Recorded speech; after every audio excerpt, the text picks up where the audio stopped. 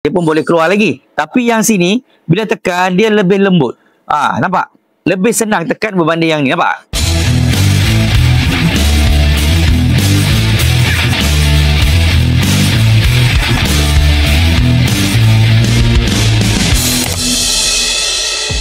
Hai, tip 1 minit hari ni.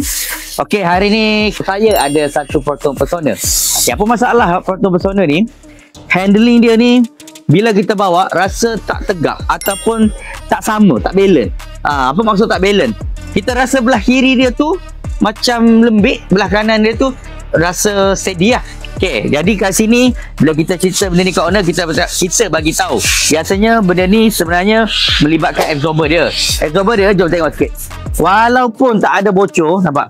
Tak ada bocor, kering elok, tapi rebound dia dah weak. Yang ni rebound dia sudah weak. Saya bagi tahu owner, nak tahu betul-betul, kita cabut macam ni, kita tunjuk dekat dia. Okey, ni belah sini.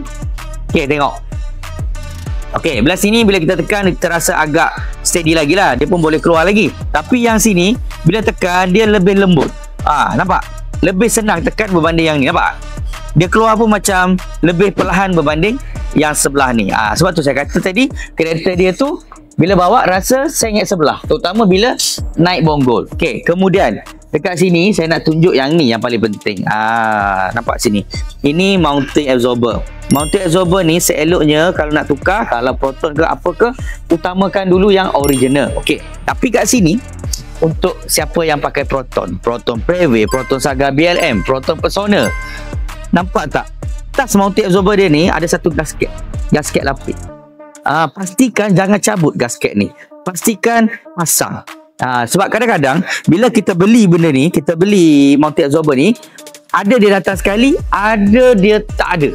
Biasanya untuk kereta-kereta Proton ni memang saya akan buat lah, menggunakan gasket lain lah, kita custom lah. Supaya apa tahu, mounting absorber ni kita akan ikat di belakang, di bawah body.